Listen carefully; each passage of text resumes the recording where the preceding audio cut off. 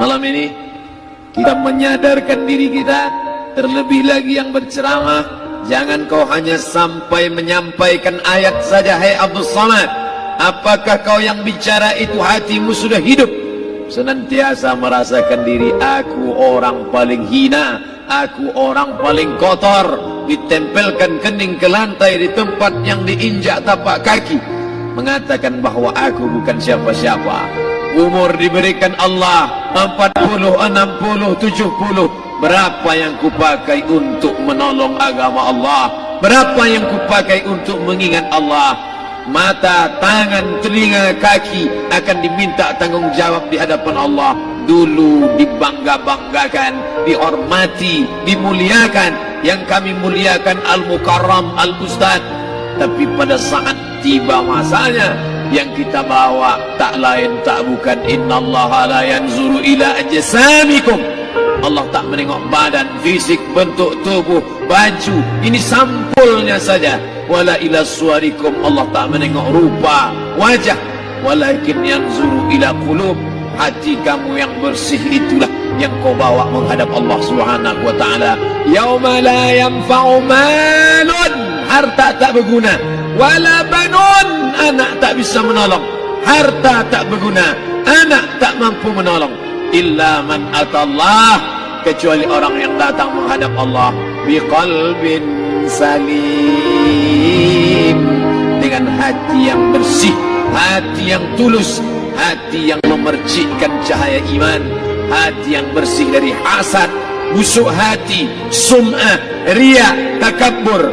Itulah yang menolong di hadapan Allah Subhanahu wa taala. Apa kata Imam Ali radhiyallahu an? An-nasu niyam. Semua manusia waktu hidup itu tidur. Bapak tidur, ibu tidur, saya tidur. Semua orang waktu hidup itu tidur.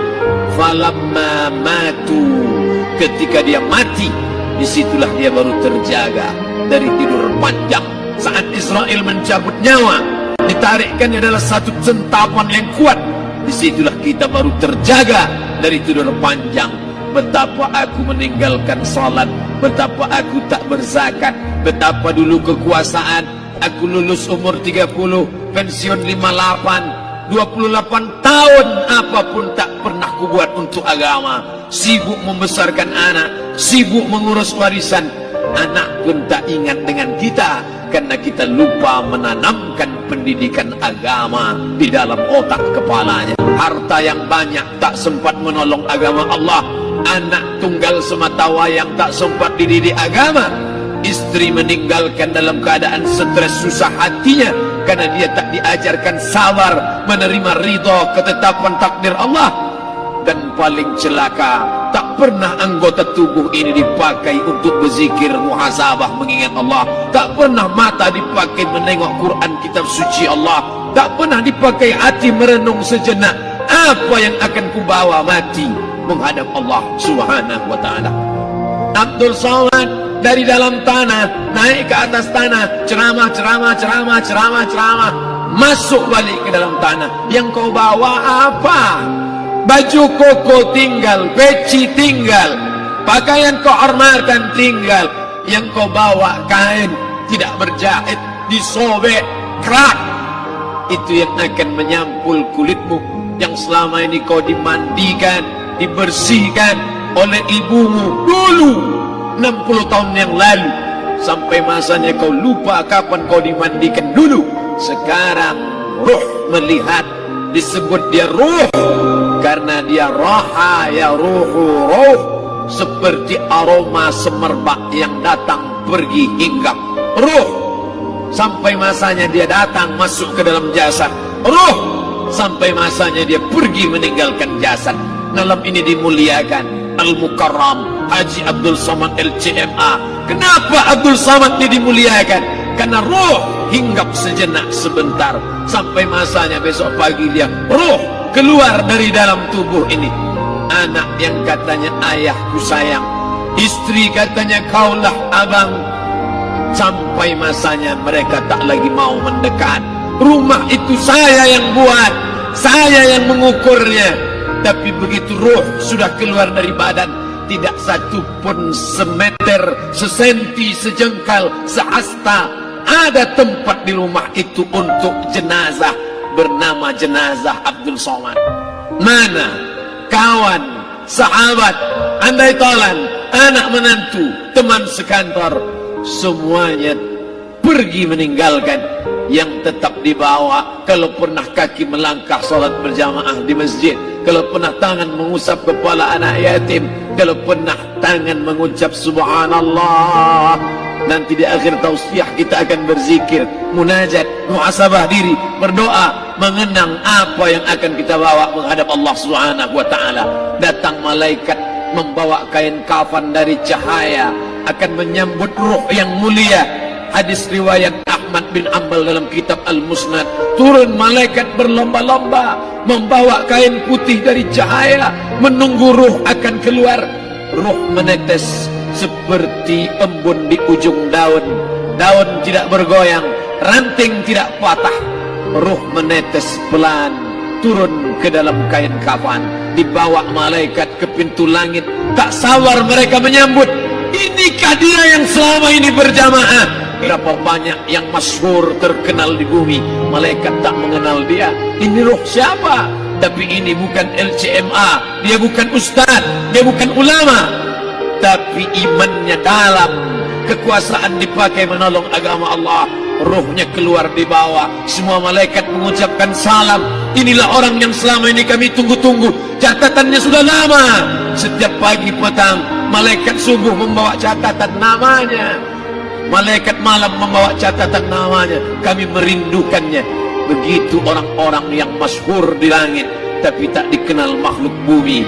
Tapi ada sebaliknya, yang rohnya disentapkan, ditarik malaikat dengan begitu tarikan yang sangat kuat. Nabi bertanya saat Isra Mi'raj kepada mereka yang sudah mati ribuan tahun yang lalu, apa yang kalian rasakan? Yang satu mengatakan seperti tebasan pedang di tempat yang sama beratus kali. Yang satu mengatakan seperti kambing yang dikuliti hidup-hidup. Yang satu mengatakan seperti mata kail pancing ditarik dari kulit yang basah. Maka kita berdoa setiap selesai salat, Allahumma hawwin alaina, ringankan kami ya Allah, fi sakaratil maut, di saat sakaratul maut yang amat sangat menyakitkan itu, di saat malam pertama di tempat yang gelap, di tempat yang tak pernah diimpikan oleh orang, tapi kita tetap melewati dan merasakannya. Perlahan-lahan cacing tanah, ular-ulat kalajengking akan menggerogoti kulit yang selama ini dimandikan, selama ini dipakaikan sampo yang mahal, selama ini dioleskan pelembab yang lembut. Tapi ternyata sebelum roh keluar jasad, setelah keluar dia hanya akan menjadi santapan cacing tanah, hancur berkeping hari demi hari. Yang pertama kali membusuk adalah mata, karena dia berisi cairan. Cairan ini mengering, busuk dan berlubang. Lalu kemudian usus sebulan di dalam tanah, mulai dia menggelembung masuk angin dan dia meletus pecah. Cacing-cacing tanah mulai datang menggerogoti, memakan. Habis, siap tak siap, suka tak suka, kau akan didatangkan. Apa yang akan ditanya oleh Allah? Perbuatanmu, amalmu. Faman ya'mal mithqala dzarratin khairan yarah. Sebesar biji sawi, sebesar ujung rambut, kau aniaya orang, kau makan titik peluh keringatnya. U'tul ajira ajrahu, berikan upah pekerjamu, gaji tukang panenmu, gaji tukang cuci setrikamu. Kau makan, kau tahan 3 bulan, dia tak menuntut, dia senyum, dia hanya mampu mengadu kepada Allah. Tapi titik peluhnya yang keringatnya, air matanya akan kau balas di hadapan Allah Subhanahu wa taala. Di saat itu tak ada siapa bisa menolong. Hari ini uangmu banyak, kau bayar pengacara handal 1 jam 100 juta, bebas tanpa syarat. Tapi di hadapan Allah semua akan bersaksi. Al-yawma nakhtimu ala, lidah yang selama ini pandai bicara dikunci, ditutup Allah taala yang akan bicara. Wa tukallimuna aydihim wa tashhadu arjuluhum, kaki akan bersaksi, tangan akan bicara. Bima kanu yaksibun, yang pernah dilakukan di masa yang lalu. Mata melihat seolah-olah nyata perbuatan itu pernah dilakukan dulu. Kita lupa, kita tak ingat. Tapi catatan malaikat terlalu terang benderang. Wa in kullun lamma jami'ul ladaina muhdharun. Catatan dibaca sampai-sampai orang itu tak percaya.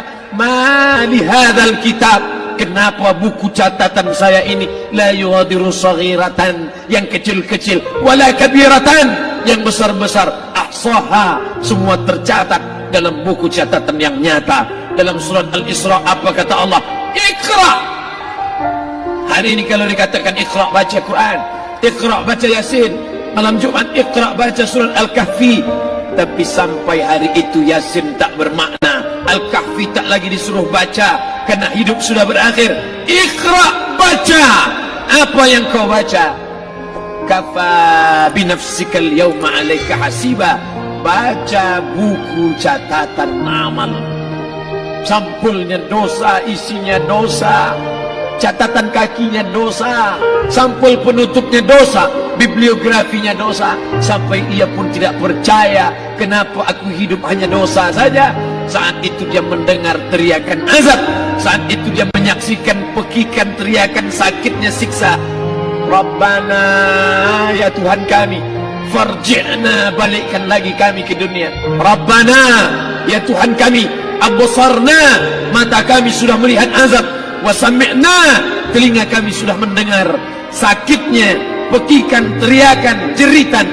Farji'na, balikkan lagi kami ke dunia. Na'mal salihan, kami ingin amal saleh, kami ingin bantu masjid, kami ingin sekolahkan anak yatim, kami ingin muliakan fakir miskin, kami ingin bantu panti jompo. Farji'na, balikkan lagi kami dunia. Kami ingin salat tahajud, kami ingin tahiyatul masjid, kami ingin puasa sunnah. Saat itu penyesalan tak lagi berguna. Na'mal salihan, kami ingin amal saleh. Andai kau beri kami tenggat waktu ya Allah, laula akhartani, kalau kau beri aku waktu, ila ajalin qarib, aku tak minta hidup 1000 tahun, ila ajalin qarib, sebentar saja kau hidupkan aku ya Allah. Di situ orang baru tahu apa yang pernah dilakukan dulu, yang di masa lalu tak ada cara lain kecuali malam ini kita bertaubat, taubat nasuha, mandi, salat sunat taubat. Ma min muslimin yuznibu dzamban, ada orang silap, khilaf, buat dosa, salah. Siapa yang tak pernah salah? Sedangkan datuk moyang kita Adam pun salah, tapi dia mengetahui, sadar salahnya. Dia berdoa, Rabbana zalamna anfusana, kami sudah menzalimi diri kami. Wa illam taghfir lana, kalau engkau tidak mengampuni kami, wa tarhamna, kalau kau tidak merahmati kami, dan nakunanna minal khasirin, kami termasuk orang yang rugi ya Allah. Maka malam ini kita bermunajat kepada Allah, berdoa, mengenang masa lalu, bergelimang dosa, besok tak akan kita ulang. Kita minta ampun kepada Allah Subhanahu wa taala.